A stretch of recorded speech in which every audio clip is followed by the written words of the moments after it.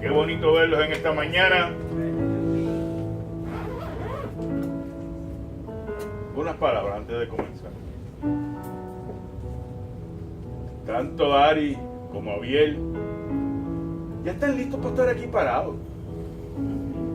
Ellos tienen el toque. Ya pueden predicar hace tiempo. Eso es correcto, ellos pueden predicar.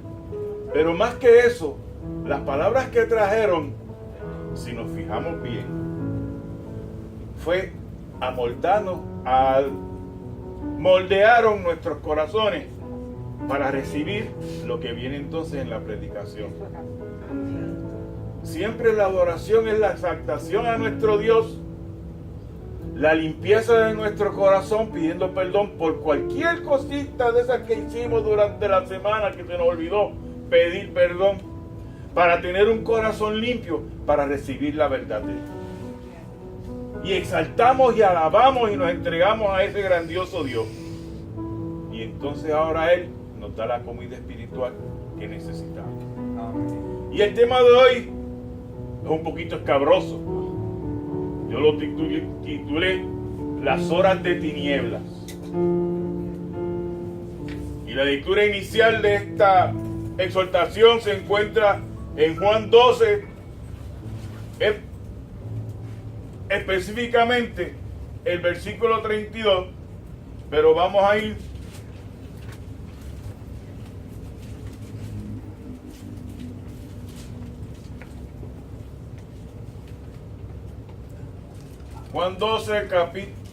Juan capítulo 12, versículo 27. Versículo 27 al 33. Este es Jesús, el que va a estar hablando aquí. Y dice: ahora está turbada mi palabra. ¿Y qué diré? Padre, sálvame de esta hora. Mas para esto he llegado a esta hora. Padre, glorifica tu nombre. Entonces vino una voz del cielo: lo he glorificado y lo glorificaré otra vez. Y la multitud que estaba allí y había oído la voz decía que había sido un trueno. Otros decían: un ángel le ha hablado. Respondió Jesús y dijo: no ha venido esta voz por causa mía, sino por causa de vosotros. Ahora es el juicio de este mundo. Ahora el príncipe de este mundo será echado fuera. Y yo, si fuera levantado de la tierra, a todos atraeré a mí mismo. Y decía esto, dando a entender de qué muerte iba a morir. Padre amado, gloria a ti, Señor. Gracias, Padre, porque hemos podido llegar aquí. Gracias, Padre, porque sabemos que tú estás aquí entre nosotros. Pedimos que tú, con toda la exhortación anterior que hubo, sigas ablandando nuestro corazón y abriéndolo para recibir tu enseñanza, Padre. Gracias. Te lo pedimos en el nombre de tu Hijo Jesucristo. Amén, Señor. Amén. Pueden sentar. Gracias. La base escritural de esta exhortación se encuentra en los 4 evangelios. En Mateo es el capítulo 27, versículo del 32 al 54. En Marcos, capítulo 15, versículos 21 al 39. Lucas, capítulo 23, versículos del 26 al 47. Y Juan, capítulo 19, del 17 al 30. Por lo tanto, sabrán que esta es una sinopsis de 4 lecturas. Nuestro Señor Jesús, que como soberano y creador es omnipotente, Él lo conoce todo, Él lo sabe todo, permite que los hombres lo arresten, lo juzguen, lo golpeen y lo sentencien a muerte sin resistencia ninguna. Él ya lo había anunciado a los que andaban con Él, a sus discípulos, Isaías ya lo había profetizado siglos antes. El que le guste leer en Isaías 52, versículo 13, hasta el capítulo 53, versículo 12, Isaías presenta al siervo de Dios como el Cordero. Juan el Bautista nos lo presenta como el Cordero de Dios que quita el pecado del mundo. El Cordero que en silencio va a que lo afeiten al esquilador. Jesús fue en silencio hasta Poncio Pilato y fue en silencio hasta el sumo sacerdote. El Cordero no pone resistencia a ser conducido al matadero. Jesús no presentó ninguna resistencia al ser llevado al madero y morir en la cruz. Bendito Jesús. Así que Jesús es el eterno Cordero Divino, destinado para el sacrificio desde antes que el mundo fuera mundo. Ya eso lo sabía. Luego de terminada la última cena, la cena pascual, nosotros fue los que le pusimos la última cena. Luego que terminaron su cena pascual, va camino a Getsemaní. Y en el camino empieza a sentirse entristecido y a angustiarse. Un ser divino comienza a entristecerse y a angustiarse. Como dijo como dijo Abiel, hay palabras que aunque tú las traduzcas, no suenan igual o no tienen el ímpetu que tienen cuando se escribe en el idioma hebreo. Y esta es la palabra que nosotros la traducimos como entristecerse, pero designa una condición altamente emocional que lo causa algo que te va a dejar asombrado, que te va a dejar desorientado. Esta tristeza también va acompañada con temor y aún de terror y temblores. La palabra que se traduce como angustiado expresa ansiedad, angustia, horror. Jesús, estamos hablando de Jesús, ese ser divino. Pero muchas veces nos olvidamos que también era humano. Esto siente y esto padece. Y él se estaba entristeciendo porque él sabía todo lo que iba a pasar. Y en su carne se comenzó a entristecer, a angustiarse por eso. La paz que siempre caracterizaba a Jesucristo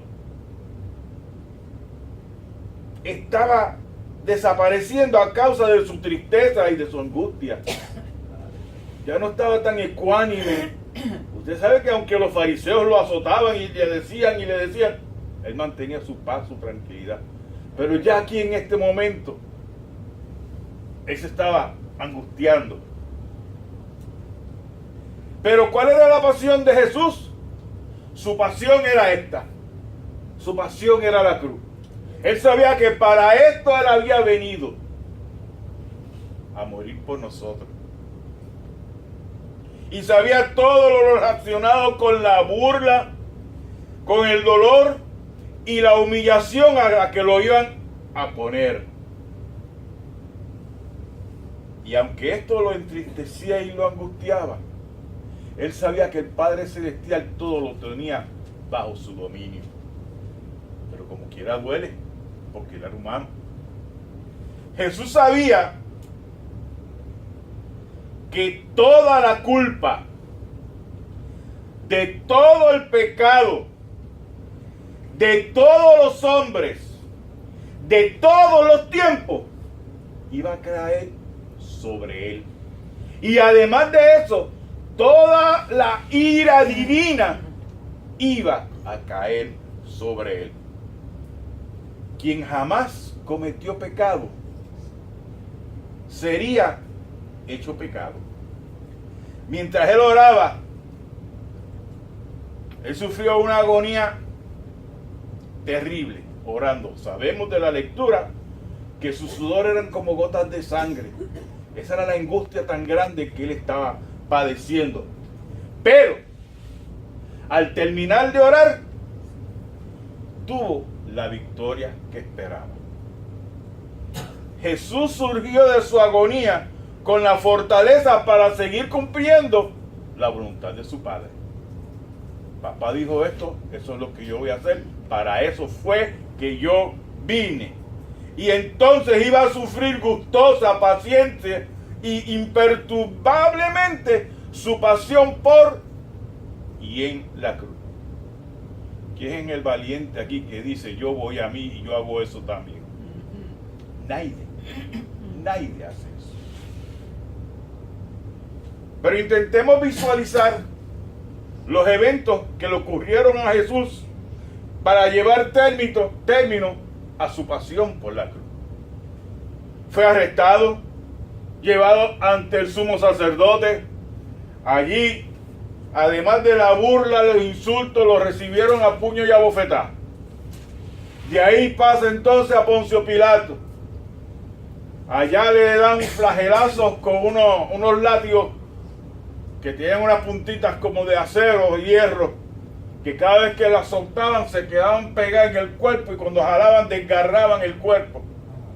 Y no satisfechos con eso, los soldados romanos le ponen una corona porque decían que era el rey, una corona de espinas, y se le encajan en su cabeza. Tenemos un Cristo todo ensangrentado.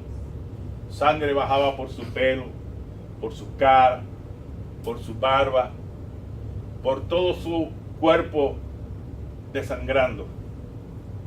Esa figura de Jesús nos debe de doler. Entiendo yo que ninguno de nosotros soportaría ni 10 latigazos de aquella gente sin que te saliera una sola lágrima. Ajá. Pero Jesús fue voluntariamente a su sacrificio por nosotros. Ese detallito, esa frase, por nosotros, la voy a repetir varias veces, porque todo esto fue por nosotros. Amén. Solo el Santo Hijo de Dios soportó el sufrimiento de haber sido hecho pecado. Él fue hecho pecado. El ser hecho pecado es algo que no podemos comprender. Porque como un ser perfectamente limpio y sin pecado, tú le vas a poner el pecado. Eso no lo podemos comprender. Pero más allá de los sufrimientos que Jesús pasó,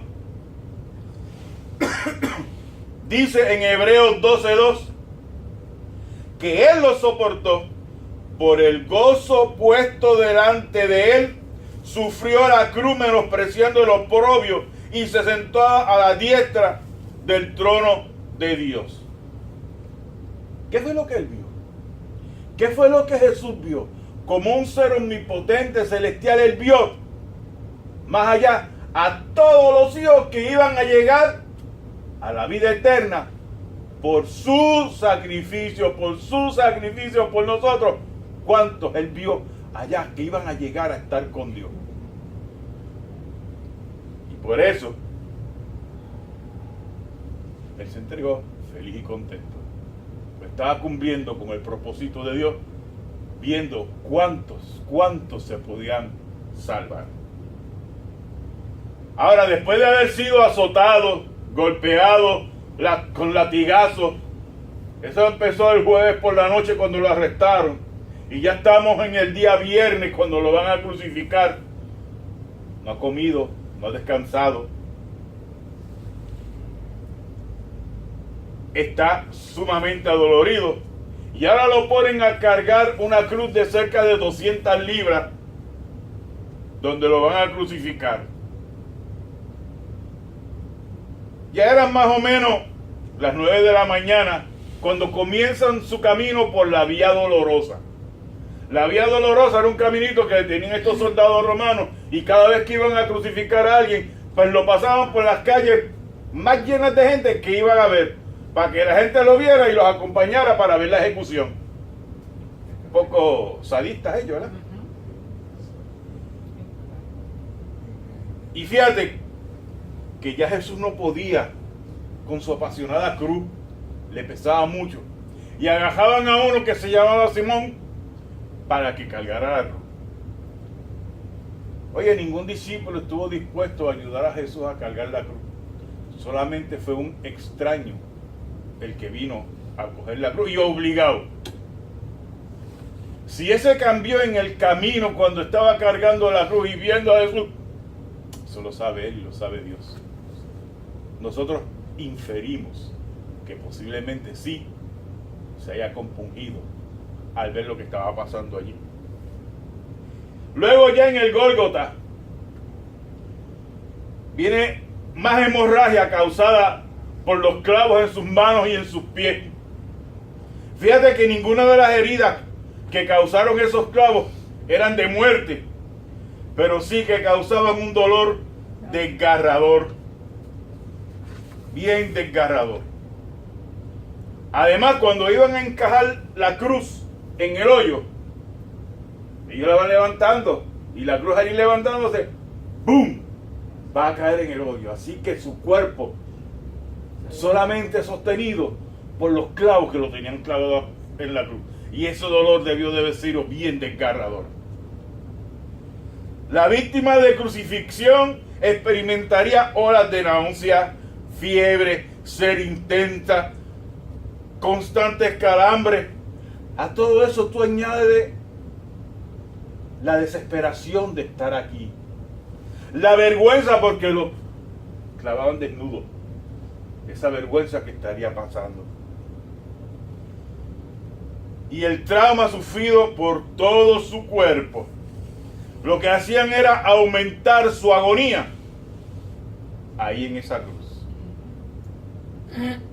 Durante 3 largas horas estuvieron los judíos y los demás que subieron allí al Gólgota a verlo crucificado en esa cruz.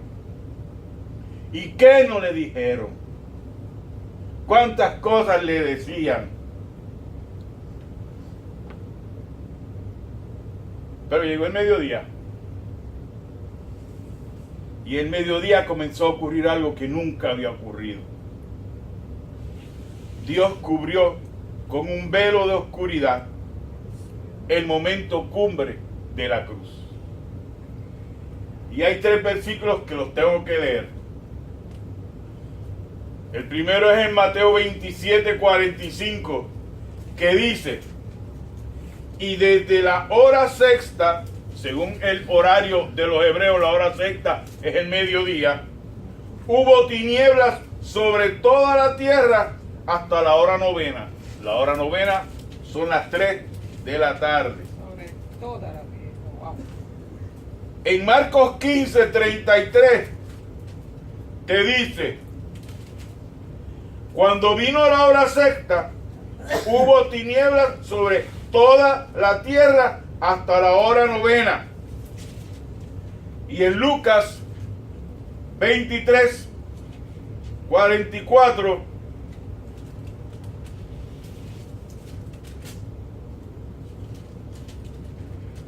dice: cuando era como la hora sexta, hubo tinieblas sobre toda la tierra hasta la hora novena, y el sol se oscureció. Los 3 evangelistas están de acuerdo en este hecho. Ahora, la hora más grandiosa de toda la historia de la humanidad daba la impresión que iba a pasar sin que nadie le prestaba atención hasta que apareció la noche. Era el mediodía, está todo el mundo trabajando, todo el mundo ocupado, cuando de momento alguien cubrió todo de oscuridad. La gente se movía a tientas en lo que alguien llegaba con una antorcha, una velita para uno poder alumbrarse. Pero los que estaban allí en el Gólgota, todos enmudecieron, dejaron de estar burlándose y calumniando a la majestad de Dios que estaba allí, a Jesucristo. Aleluya. Se quedaron calladitos, estaban paralizados por el terror, cesaron de sus obscenidades y dejaron de gozarse cruelmente, que eso es lo que ellos hacían ante el cuerpo de Cristo que estaba en esa cruz. Las escrituras nos dicen, nos confirman que las tinieblas cubrían toda la tierra. La parte del globo terráqueo que era de noche, pues ni se enteró, porque ya era de noche. Pero donde era el día, todo el mundo paró súbitamente de lo que hacía, porque no había luz. Era el aviso de un evento extraordinario que estaba ocurriendo.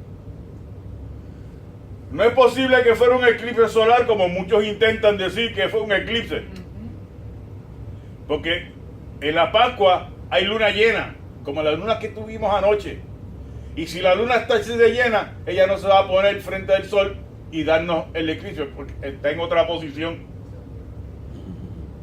Este oscurecimiento también duró más que un eclipse normal y corriente. Fueron 3 horas de oscuridad.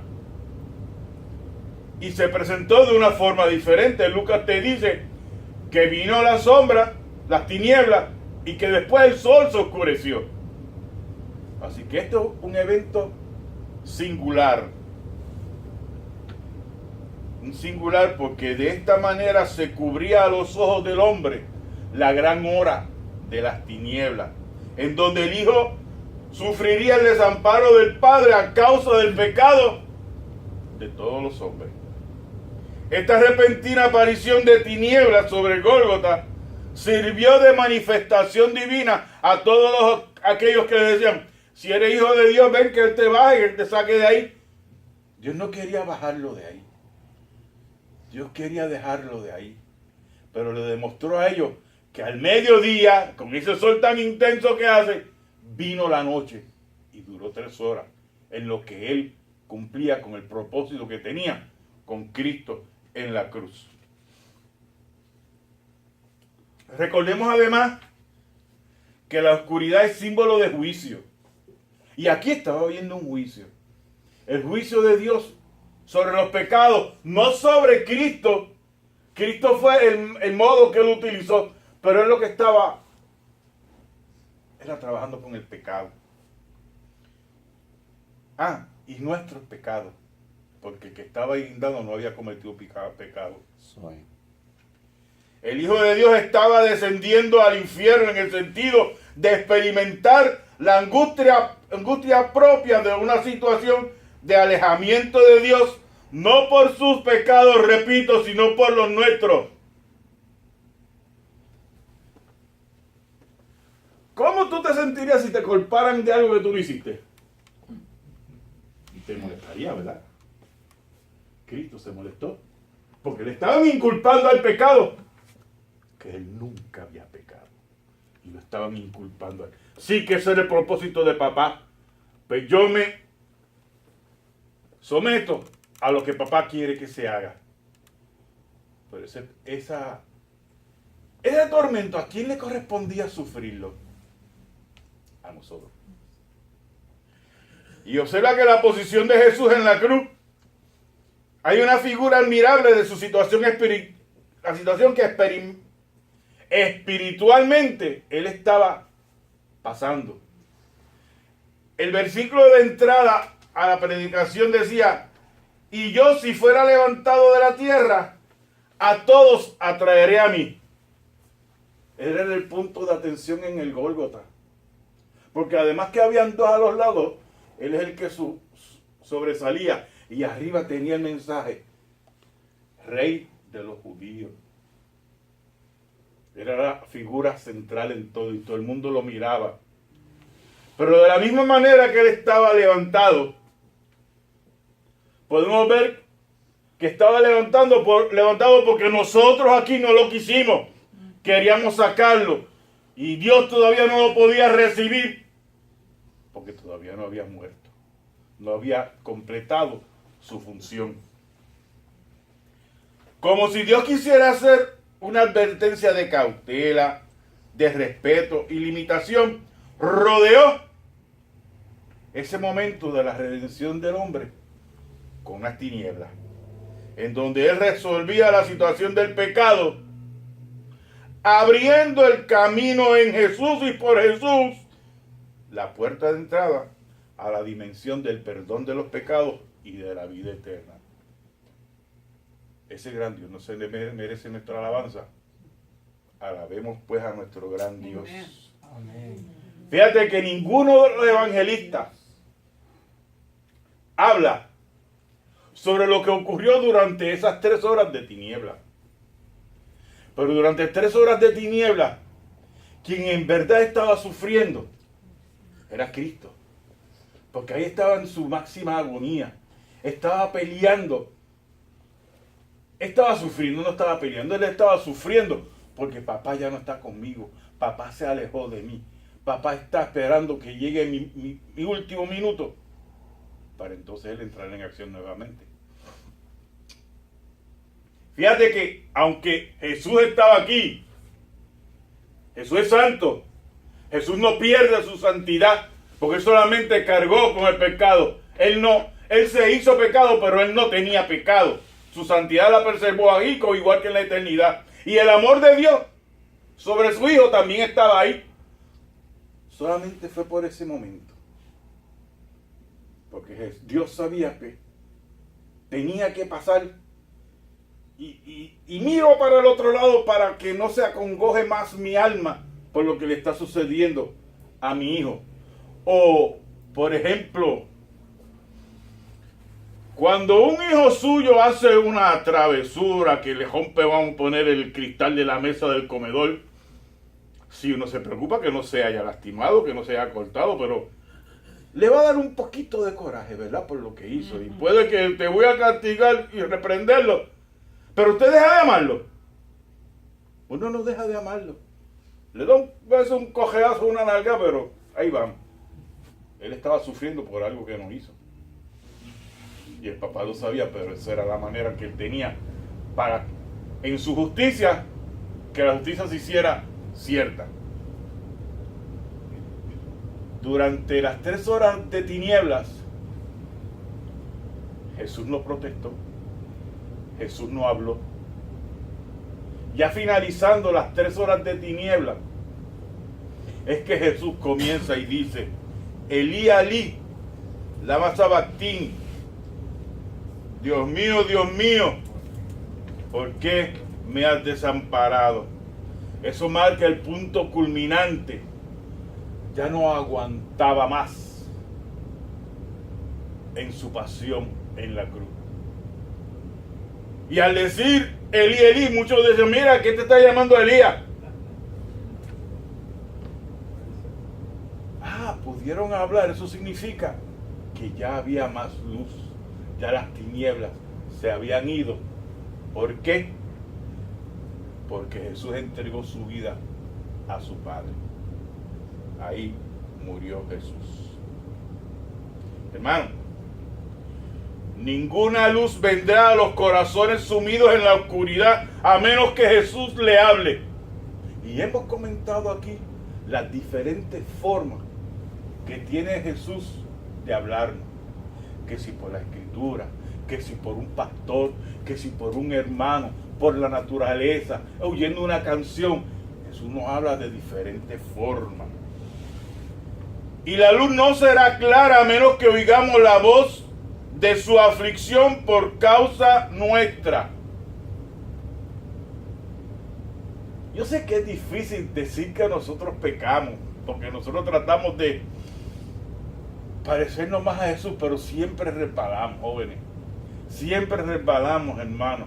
Alguna que otra cosita.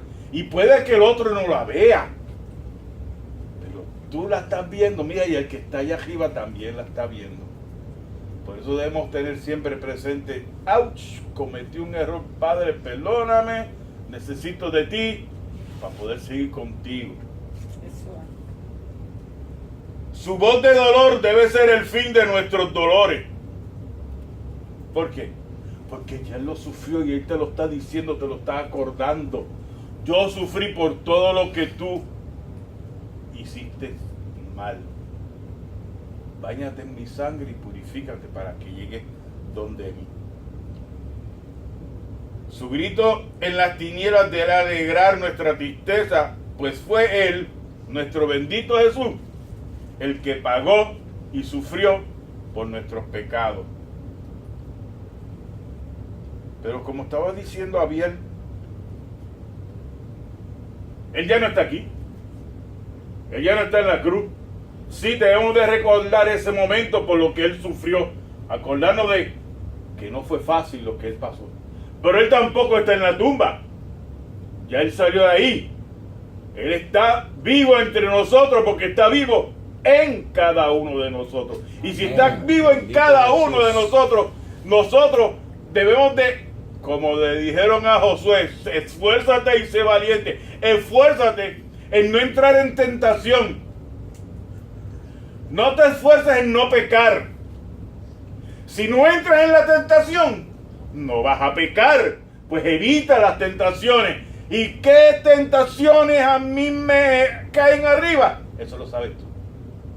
Eso lo sabes tú. Que si tú llegas a permitir que esa tentación agarre bien tu alma y tu ser, oye, vas a pecar. Pues evita la tentación. Busca evitar la tentación. Y estamos esperando su segunda venida. Amén. Estamos gozosos, gloriosos porque venga.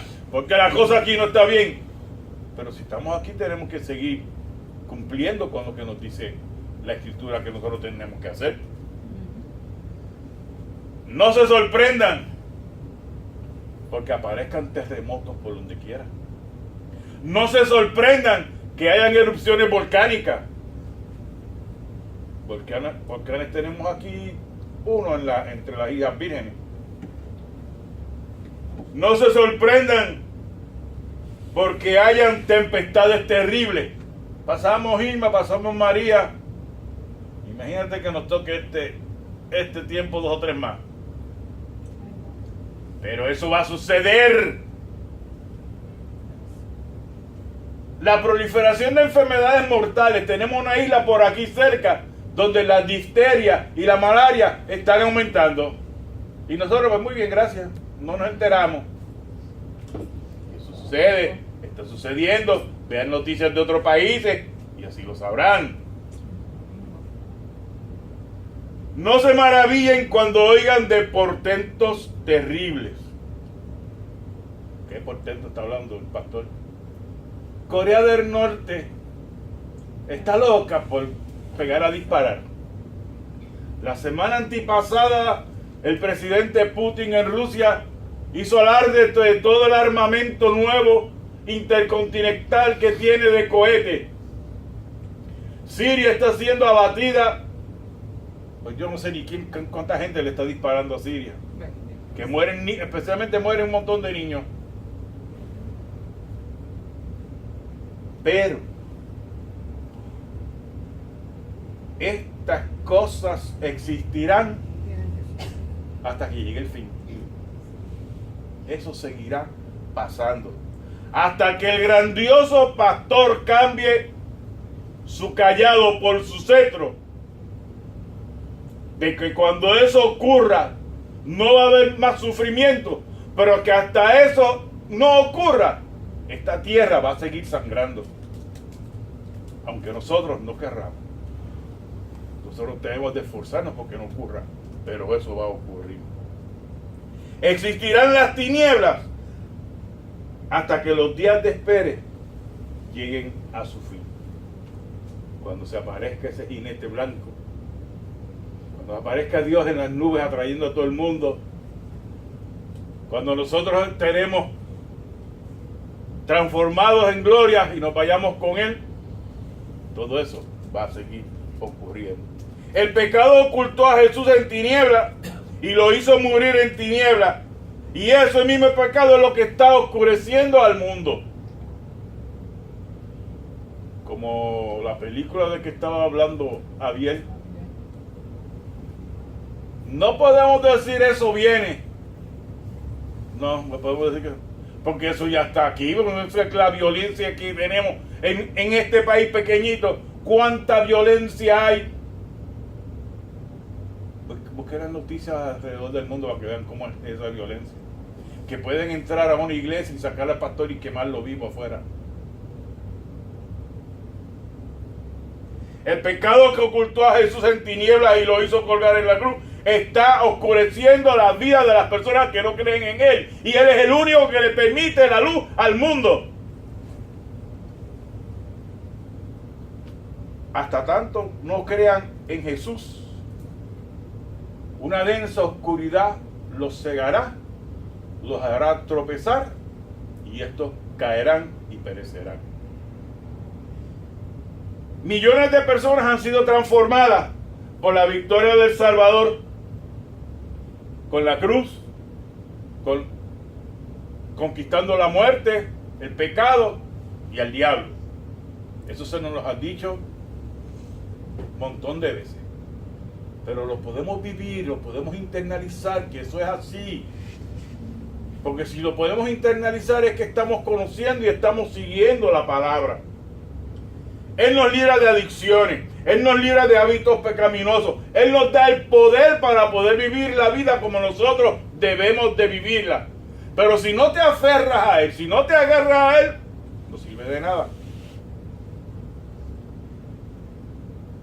El Señor no impone sus beneficios a nadie.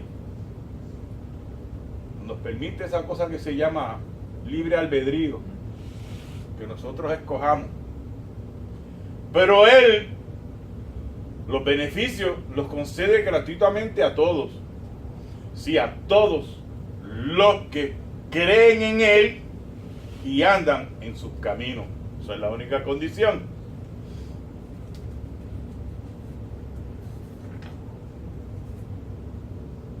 Por lo tanto, la exhortación de esta mañana es bien sencilla. Yo te pido que saques un ratito durante el día,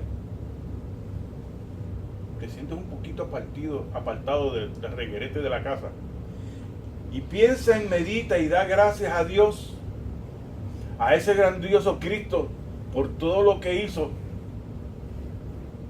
por tu salvación, por mi salvación, por nuestra salvación. Agonizar en una cruz no debe de ser nada bonito. Ser acusado de algo que no hiciste, porque es a papá quien estoy cumpliendo lo que me dice, lo hago. Pero nosotros lo haríamos. Seamos valientes y seamos esforzados en cumplir la palabra, como dice Lucas 9:23, que era Jesús hablándole. Si alguno quiere venir en pos de mí, y yo entiendo que todos los que estamos aquí queremos parecernos a Él, y para parecernos a Él tenemos que seguirlo a Él y hacer todo lo que Él dice, ¿verdad? Amén. Si alguno quiere venir en pos de mí, Él te dice, tome su cruz cada día. ¿Por qué te dice toma tu cruz? Porque al estar aquí vamos a estar sufriendo, porque al estar aquí vamos a estar padeciendo, porque al estar aquí, si nos parecemos a Él, vamos a tener la victoria que necesitamos. Y síguelo. ¿Y cómo voy a seguirlo? Sí, síguelo a través de la Biblia. Sigue cumpliendo las órdenes y las enseñanzas que Él nos dejó en la Biblia. Pero es que el mundo, sí, el mundo va a estar patas arriba, porque así es que está, así es que lo quieren de allá abajo. Y tú dices, pero ¿cómo voy a poder? Puedes, porque Él te va a dar el poder para tú cumplir con estas cosas. Amén. El poder viene de Dios. Jesucristo nos da ese poder para nosotros poder echar para adelante. Y yo me di cuenta ayer, entre muchas otras cosas, ayer nos fuimos para San Juan a hacer un par de diligencias y cuando llegamos al estacionamiento nos bajamos, paquiti, una goma se está vaciando. Pues cuando venga de hacer las compras que vamos a hacer, entonces la cambio. Cuando llego, que me pongo a cambiar, oye, la respuesta estaba vacía. En otros momentos yo quisiera haberse visto cómo yo hubiese reaccionado. Pero suave, gracias a Dios, el cuñado iba bajando también, estaba con nosotros, cambiamos, vamos al puesto, arreglamos la goma y volvimos. Nada, tranquilo, sudado como un perro. Porque ese solecito ayer estaba bueno. Como un perro callejero. Como un perro callejero, así mismo. Pero yo antes me hubiese enfurecido. Yo creo que no hubiese puesto. Yo estaba tranquilo, se vació, pues. Hay que cambiarla, punto. Pero esa paz te la da de allá arriba. Amén. Esa paz, cuando tú estás en sus caminos, tú dices, que sea lo que el Señor diga. ¿Se está vaciando? Ok, vacíate completa, que ahora yo no voy a resolver nada. Pero es el que te da la paz para seguir adelante. Él te da la victoria si tú sigues sus caminos, si andas en sus pasos. Y yo te digo, es tu decisión el seguirle. Es tu decisión el obedecerle. Es tu decisión el servirle. Y si queremos parecernos más a Jesús, es tu decisión sufrir todo por causa de Jesús. Nos enfogonamos enseguida que nos vienen a atormentarnos, que nos vienen a angustiar, nos saca por el techo. Pero ¿por qué? ¿Por qué? ¿Quién vive dentro de ti? Esa angustia y ese tormento, pásalo enseguida, Señor. Yo no sé cómo bregar con esto, ayúdame. Pero no, queremos por nuestro fuero tratar de resolverlo. Y lo que hacemos es cansarnos, molestarnos y no seguir las órdenes de Dios. La palabra que yo usaba antes eran sométanse. No es someterse. Dependan de Dios. Amén. Depende de Él. Que Él es el que te va a dar la fortaleza o la sabiduría o lo que te haga falta para en ese momento librarte de la situación en que estás. Eso es. Pero para eso, tu corazón dónde tiene que estar, tu mente cómo tiene que estar, inundada con esto, con la palabra de Dios. Y yo te puedo preguntar entonces, hermano querido,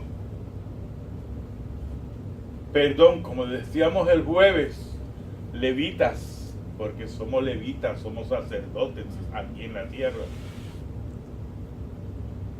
¿Cuál es tu decisión? ¿Cómo tú decides vivir la vida? No me contestes si no quieres, pero estamos aquí para recibirte. Estamos aquí para presentarte así como estás a Jesús. Y Él es el que te va a transformar. ¿Hay alguna vida que quieras recibir a Jesús?